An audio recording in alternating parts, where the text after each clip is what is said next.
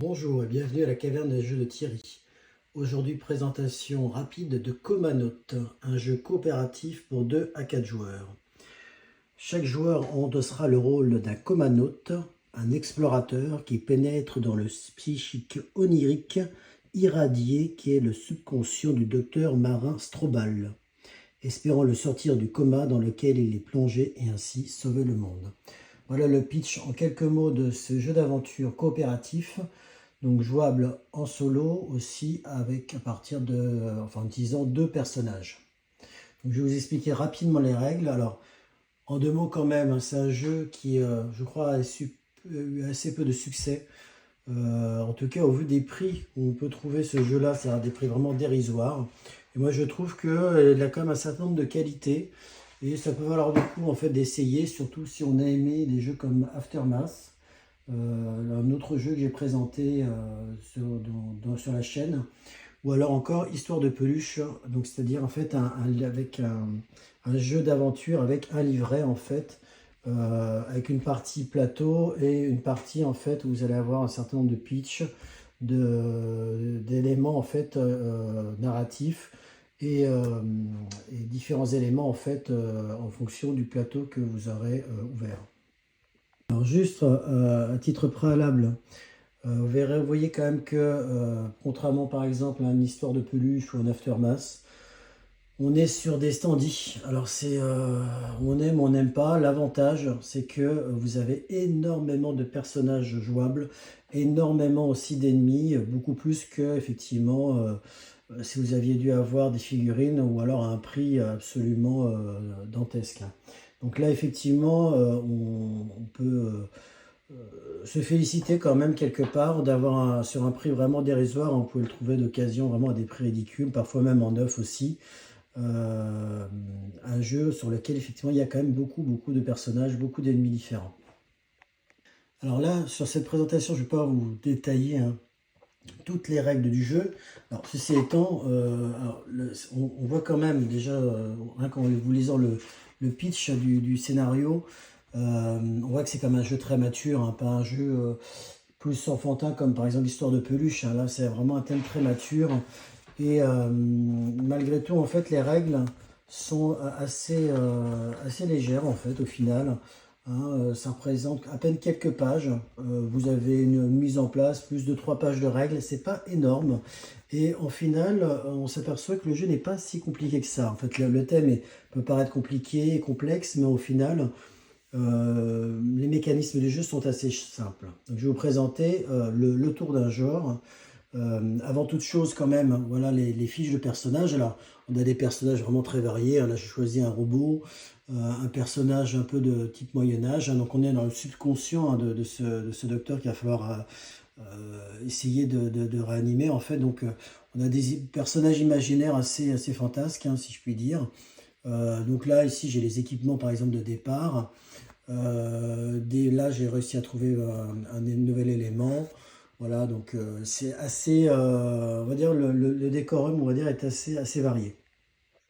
Vous avez une petite carte de référence qui vous indique tout simplement les étapes du joueur. Et la première, donc, c'est piocher les dés. Alors, on pioche combien de dés Donc, on a un sac qui est fourni dans le jeu avec plein de dés de toutes les couleurs. Et donc, il va falloir piocher 5 dés. Donc, voilà, j'ai pioché mes 5 dés. Et ensuite, on va regarder, deuxième étape du tour de joueur, regarder la lucidité. Alors, qu'est-ce que c'est la lucidité? En fait, ce sont des petits points d'idées en fait, qu'on va pouvoir gagner et qui vont nous permettre tout simplement d'activer nos pouvoirs. Donc ici, par exemple, Evimeria, pour activer son pouvoir, il va lui falloir 3 idées. Alors, comment ça se passe? Pour gagner la lucidité, il va falloir tirer des dés blancs. Bon, là, en l'occurrence, j'en ai pas tiré. Mais imaginons, par exemple, que j'ai tiré un dé blanc. À ce moment-là, ce que je peux faire, c'est le lancer. Et si j'ai, donc là, ici, actuellement, sur mon personnage, j'ai déjà 2 idées. Donc, si j'ai 2 ou plus sur mon dé blanc, à ce moment-là, je vais pouvoir gagner une idée supplémentaire. Voilà, je crois qu'il y a un mécanisme comme ça aussi sur Histoire de peluche. Vous pourrez me mettre éventuellement en commentaire, mais effectivement, voilà, ça. D'ailleurs, on retrouve un certain nombre de mécanismes qu'on a sur ce type de jeu-là. Donc là, on regarde la lucidité. Donc, si on a un dé blanc, on lance le dé. Alors, si on a 2 dés blancs, soit on les lance séparément, Donc à ce moment-là, effectivement, ça va être plus compliqué d'atteindre le niveau suffisant. Soit on les lance tous les deux en même temps pour essayer d'avoir plus de chances d'obtenir au moins une idée supplémentaire. Ensuite, on va installer la menace. Alors, ce sont les dés noirs. Alors, vous avez deux types de dés noirs. Vous avez les dés noirs avec des picots rouges et d'autres avec des picots blancs. Si ce sont des picots blancs, on va les installer tout simplement sur la piste de menace. Si ce sont des picots rouges, ça va dépendre de votre personnage. En fait, si il y a, comment dire, vous êtes un personnage sur lequel il y a, alors je ne sais plus le terme, je crois que c'est une menace en fait, à ce moment-là, donc c'est symbolisé d'ailleurs par ce jeton-là, à ce moment-là, ça veut dire que il y a un soupçon, voilà, je crois, c'est plutôt un soupçon. À ce moment-là, il faudra aussi prendre les dés avec picot rouge. Donc ça va augmenter plus rapidement la menace, hein, si il y a un soupçon, en fait, c'est-à-dire que c'est le subconscient du docteur qui perçoit qu'il y a quelque chose d'anormal, en fait, dans cette exploration, et donc voilà, son psychisme va, entre guillemets, se défendre. Voilà. Donc, si on est soupçonné, à ce moment-là, on va, dans cette zone-là, à ce moment-là, on va mettre de côté aussi dans la menace les dés noirs avec les picots rouges, en plus des picots blancs. Si on est dans une situation calme, en général c'est le cas au début, à ce moment-là, il ne va rien de se passer en fait de spécial. Hein. Je vous en parlerai en fait quand on va vérifier la menace. Par contre, effectivement, si la situation n'est pas calme, ça va se passer autrement. Mais je vais revenir sur ce point-là. Alors, une fois qu'on a installé la menace, on place l'enfant intérieur. Hein. Donc, c'est une représentation, je crois, du personnage en fait, du personnage qui est dans le coma. Hein. Et donc, placer l'enfant intérieur, c'est lorsqu'on va tirer le dé bleu, bleu transparent. Donc, en fait, on va le lancer et le mettre en fait tout simplement ici. Donc ça, c'est... alors après, j'ai pas encore parcouru tout le jeu, mais bon, ça va avoir effectivement un impact. Alors, effectivement, l'impact, hein, c'est de tirer... donc, révéler une carte constance vitale. Et si la page en cours du livre d'aventure affiche donc une icône, alors l'icône qu'on voit ici, hein, l'icône lapin, donc on retrouve effectivement aussi sur la page de droite du livre. À ce moment-là, il va falloir placer le marqueur, ce que j'ai fait d'ailleurs, parce que ça m'est arrivé, le marqueur enfant intérieur sur cette case. Voilà. Ici d'ailleurs, on doit retirer pour quelque raison que ce soit, hein, ce marqueur-là, on ne défaussera pas le dé bleu du plateau de menace. Voilà. Alors après, voir les implications que ça a par la suite, mais en tout cas, voilà un peu ce qui se passe quand on tire ce fameux dé transparent. Donc si je résume, on pioche les dés, on gagne de la lucidité avec les dés blancs, on installe la menace des dés noirs, on place l'enfant intérieur avec le dé bleu ciel, et enfin, on peut effectuer un tas d'actions avec le reste des couleurs de dés. Alors, commençons par le dé violet qui est le plus simple, c'est le dé de Joker, hein, tout simplement. Je crois qu'on le retrouve aussi d'ailleurs dans l'histoire de Peluche, ou peut-être même aussi dans Aftermath. Dans Aftermath, ce sont des cartes, c'est vrai que le système est un peu différent.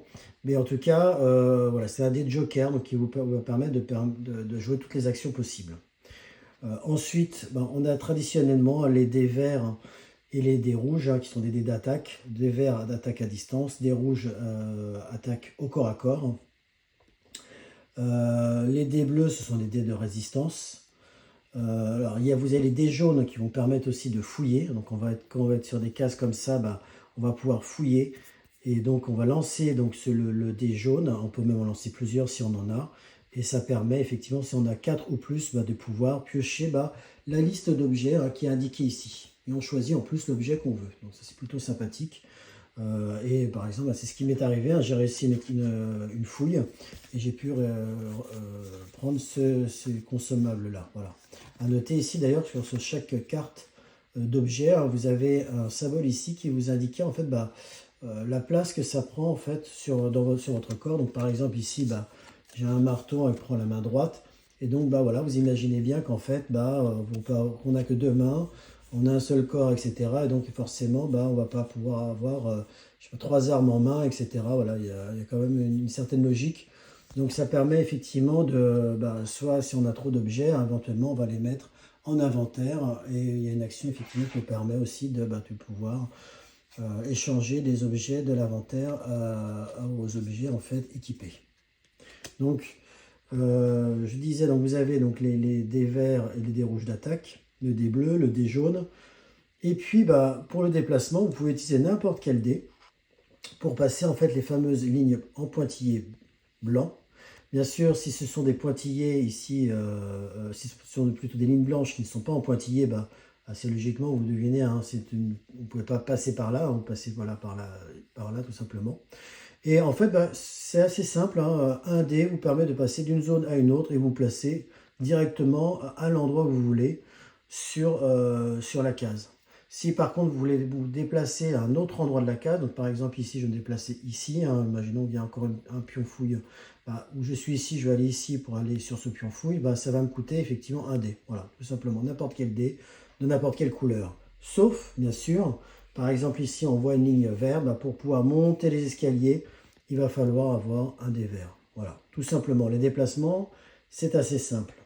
Alors, puisqu'on est sur le plateau, d'ailleurs, j'en profite pour vous dire effectivement les différents symboles que vous avez. Ici, c'est là où arrivent les ennemis. Alors, vous avez un autre symbole qui n'est pas d'ailleurs sur ce plateau-là où arrivent les ennemis. Vous avez les symboles œil, tout simplement, ce sont des lieux explorés. Alors, quand on va dessus, quand on va sur la case où il y a l'œil, directement, on va lire ce qu'il y a tout simplement sur la page d'à côté. La case lapin, c'est là où arrive l'enfant intérieur. Là, vous avez des effets aussi ici. On va vous dire exactement quand poser cet écrou-là. Il va se passer aussi quelque chose. Et bien sûr, vous avez les pions recherche qu'on place d'ailleurs au départ lorsqu'on ouvre une nouvelle page. Voilà. Donc, ce sont des pions d'exploration tout simplement. Hein. Donc, j'ai à peu près dit ce que vous pouviez faire, vous déplacer. Alors, vous pouvez aussi stocker un dé lorsque finalement vous pouvez le garder pour plus tard. Vous pouvez aussi passer, encourager en fait. Par exemple, imaginons que Evimeria pense que effectivement Clink aura besoin au prochain tour d'un dé vert, par exemple, il pourra lui donner son dé vert. Alors, par exemple, celui que j'ai là d'ailleurs, ou stocké, qu'importe, lui donner alors comme on peut avoir qu'un seul emplacement, on va enlever celui-là, on va le défausser. Et puis, il va pouvoir prendre le dé vert à la place, par exemple, qui va lui permettre à son tour de pouvoir tout simplement l'utiliser. Donc ça, c'est l'effet d'encouragement. Bien sûr, il y a des tests de compétences, on vous dire d'utiliser telle ou telle couleur et de pouvoir dépasser tel chiffre, tout simplement. Donc voilà, et une fois qu'on a utilisé les dés, on les défausse. Voilà, on les défausse.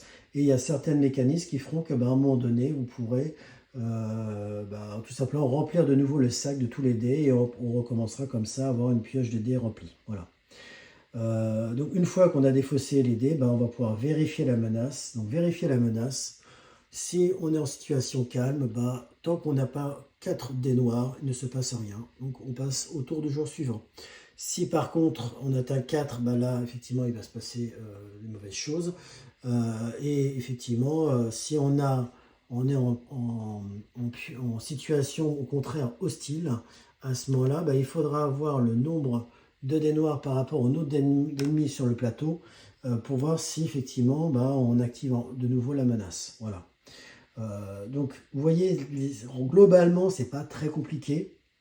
D'ailleurs, vous verrez, les règles tiennent en 3 pages, donc c'est relativement simple. Le thème est complexe, mais les mécanismes ne sont pas si complexes que ça. Voilà, écoutez, c'était un petit tour de Komanote. J'espère que cette vidéo de présentation vous a plu et n'hésitez pas à vous abonner.